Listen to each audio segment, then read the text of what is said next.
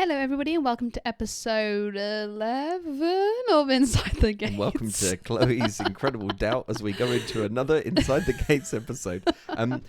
Maybe we just need to stop counting, to be honest. I think that's probably going to be the best number's thing. in the title, so I don't know why I feel the need to say it. Exactly. So, welcome back to Inside the Gates. We're going to bring you all of the updates regarding Disney World, Universal and theme parks worldwide. Where would you like to start, Chloe? I don't actually have anything for anything but Disney. So okay, there wasn't much in the news this week. Well, in that case, I would like to start with Magic Kingdom, because Magic Kingdom did celebrate its 54th birthday. It's not normally one that you celebrate a lot of. No, just once, really, is what I've heard on the grapevine. Sometimes I do find it absolutely crazy. Now, I know that I obviously haven't been on this earth as long as Magic Kingdom has, but 54 seems quite old for Magic Kingdom. Because I still feel like I still feel like Magic Kingdom is not like an old park, even though it's the oldest of the Disney World. Maybe that's just me. Is that just a perception thing? Perception. Yeah, but it celebrated its 54th birthday. There was a lovely video. There was a lovely video that was put out from Disney Parks. So yeah, go check that out because it was wonderful. Mm-hmm. What else Very you got? nice. I have got that Walt Disney Imagineering has filed a new notice of compenetments. Thank you. Yeah. They filed something. Commencement. That's the word. Sorry, it's in grey, so my brain couldn't couldn't put it together. Your brain couldn't comprehend. No, Stephen. Look, we've just recorded for an hour. Give a woman a break. I will. It has got a new notice of commencement for under construction kiosk at Toy Story Land. So basically, They're putting in a new snack kiosk in Toy Story Land by the restrooms. All we can really hope for is it sheltered? Is it shaded? Because that's the only highly thing. doubt it. Of course it's a not. A snack kiosk would be tiny. That's what but I even reckon. Still, just to update you with a couple of current closures at the parks if you are visiting between now and the end of the year. So the major ones that you need to look out for are Spaceship Earth is closed until the new year. So is Buzz Lightyear, Space Ranger Spin.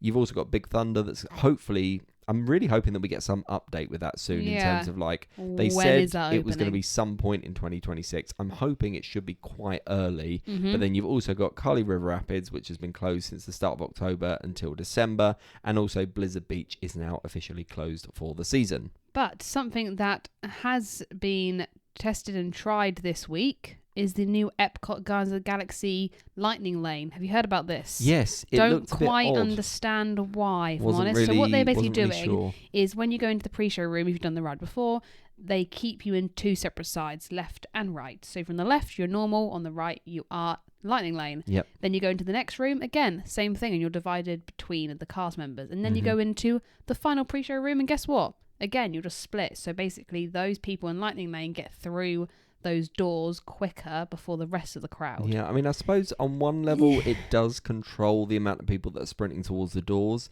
but at the same time it doesn't have that. I mean, don't get me wrong, I still think it has a massive hype as a ride, but it doesn't have that same kind of franticness that it used to have when it was first opened. I just don't feel like, I think with Lightning Lane you get enough from skipping that main part of the queue that you don't need to necessarily skip. It's nice, don't get me wrong, I'm not going to complain, but it's not like I don't think people were complaining about it before. No. So, but I understand it's more for the guest flow rather than the Lightning Lane need. Yeah, no, I think that's completely understandable. We do have some slightly sad news this week coming from the fact that Jane Goodall, who was the legendary zoologist, she passed away. She did, incredible work when it came to conservation. Some facts about her. And then, I mean, the main one in terms of the reference to, I'll come to your facts in a second, the main reference point that you can see with her in her involvement in Disney, she did a lot of consultancy when they were opening Animal Kingdom, because obviously they wanted to, make sure they were doing things right. And then you can see a plaque. There is a plaque for her on the Tree of Life next to David Greybeard, who was the chimpanzee that she sort of befriended and became very, very close with when she was on an expedition. She was one of the first people to actually name animals when working with them rather than just give them numbers. So that's quite interesting. Her journey sort of began, that's correct, in Tanzania without a university degree. She did not have one. And 26 and unmarried, they would not, the British officials would not let her live in a bush hut by herself. They were like, you can't do that. You're not allowed. So she took her mum with her. I mean, fair enough. Yeah. In 2004, she became a dame. Dame Jane Goodall. Goodall. And this is my favourite quote of hers. Are you ready? It actually doesn't take much of us, much to be considered a difficult woman. That's why there's so many of us. What an icon. Yes, Jane. What an absolute icon. But yeah, very, very sad news. There was some lovely tributes that came out from Bob Iger, and in particular, Joe Rohde put out something that was genuinely phenomenal. So go have a read of that, because it was very, very heartfelt. Yes, Hollywood Studios got some new exciting things happening there, though. So they have added a new 4-piece band called the Holly Groove Swinging. Holly Groove Swinging, yes. You're having fun reading today, aren't you? Yeah, it's been a long day.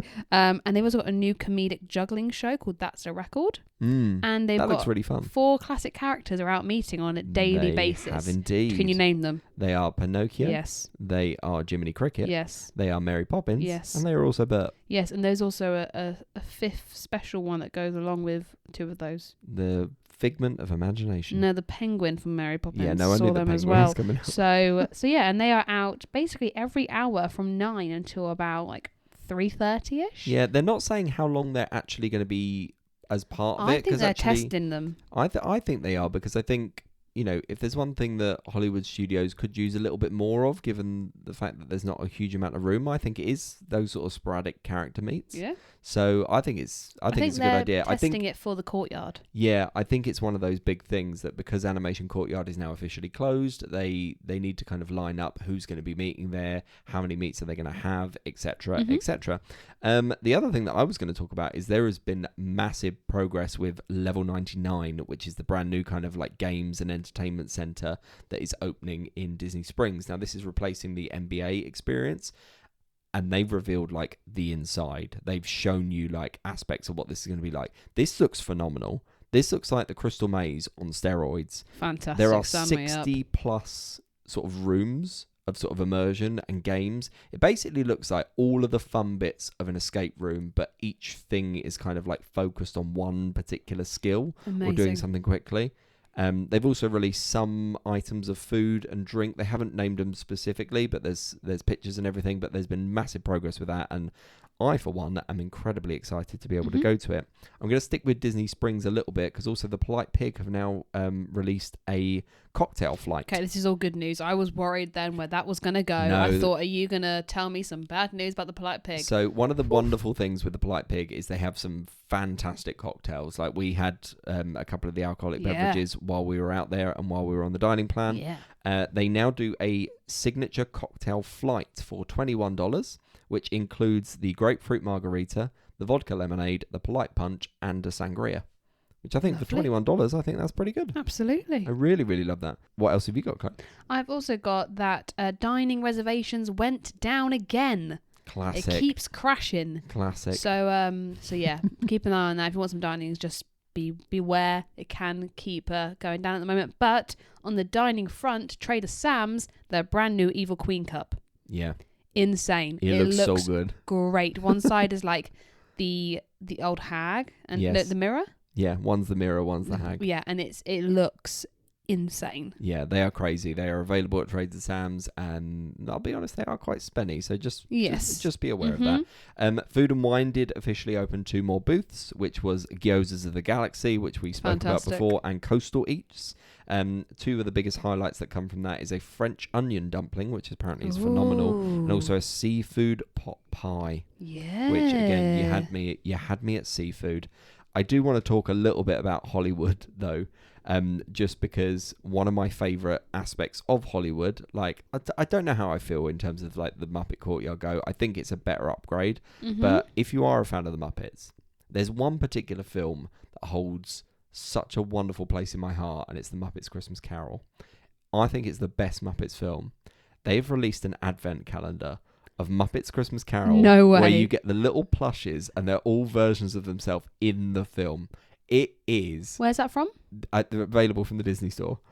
It is the best thing that I've seen. Like, I'm not one to buy... Get it. I'm not one to buy into it? calendars. I don't want to know.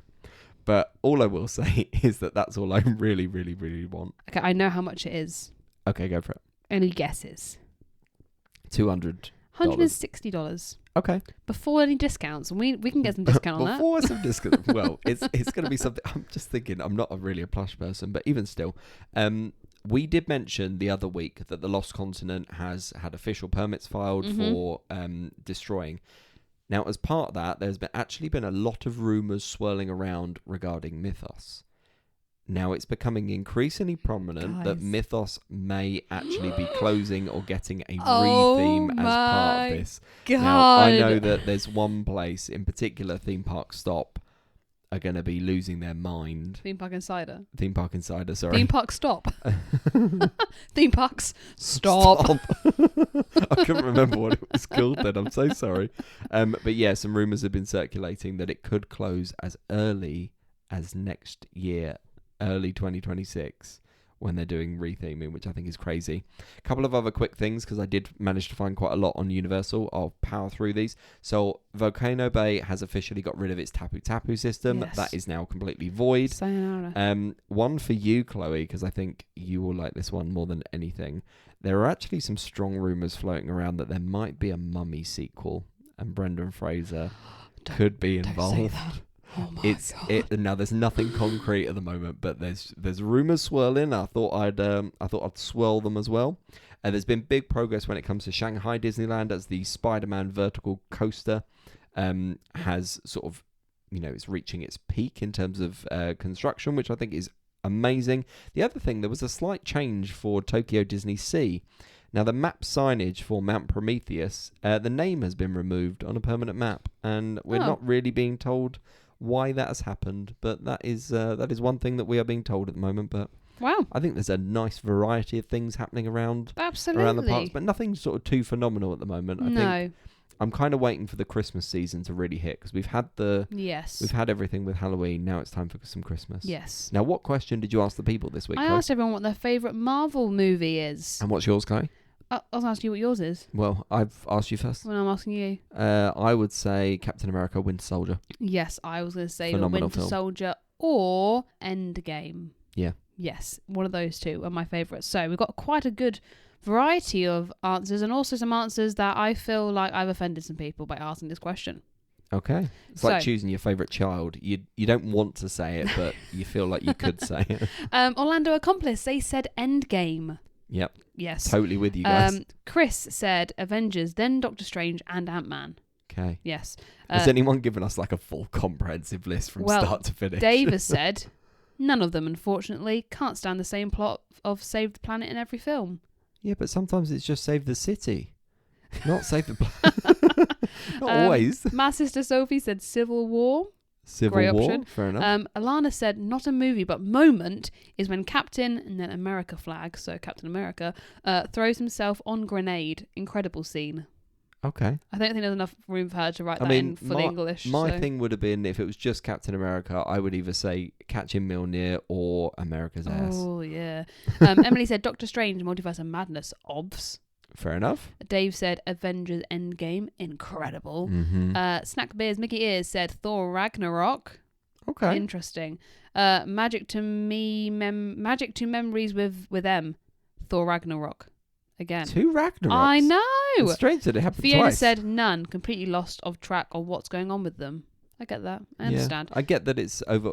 I always think that with the Marvel films, if you drop out of it for a little bit, it can feel really, really daunting to get back in. Yeah. And I think one of the things that happened post Endgame was the fact that we suddenly started getting TV series that would link into the films. There's a lot going on. There's just a lot going on. Izzy said Guardians of the Galaxy. Adventure with Rob said Blade. Blade, what, the original Wesley Snipes? Love that. Seen it. Phenomenal Sarah films. said Guardians of the Galaxy Volume 1. Check-ins and chapters, Guardians of the Galaxy. Nice. Stu, Captain America Civil War. Domler 78, Infinity War. Amber Adventureland, Guardians of the Galaxy. And Wookiees on Tour, Endgame. Portal scene still gives me goosebumps. Amazing. Yeah, I think, do you know what? When you talk about like memorable moments in cinema, I think everybody remembers the moment that they watched that portal scene. Mm-hmm. And it was the moment that made you go, oh, damn, we are here to play. Yeah. And you realise how much more of the film you still have. Phenomenal. Thank you, guys. They need more things like that. I'm just on another note. Sorry. I want more moments like that. I want something really, really impactful when we're talking about Doomsday. Yeah. So, because obviously the Russo brothers released a sort of picture where you had to look hard, but no one's been able to really figure it out, and everyone's swirling rumours at the moment. So it's a little bit crazy. Yeah. But thank you very much for joining us for this week's episode of Inside the Gates. If you want to find out more, then stay tuned every single week. We have a wonderful episode coming out on Tuesday where Chloe will be recounting everything that she did on the Disney Fantasy. But for now, thank you so much for your support. If you're on YouTube, please make sure you hit that like button or subscribe, and we will see you all next week. Bye. We can cry when it's over.